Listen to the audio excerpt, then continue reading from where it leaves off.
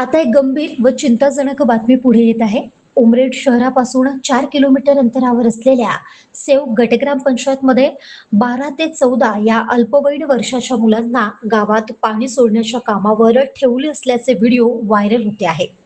तर विषय असा आहे की सेव गटग्राम पंचायतमध्ये जे मुले आधी गावात टाकीमधून पाणी सोडण्याचे काम करायचे, त्या मुलांना नोकरीवरून काढून टाकून अल्पवयीन 12 ते 14 या वयोगटातील मुलांना कामावर ठेवल्याचे निदर्शनास आले आहे.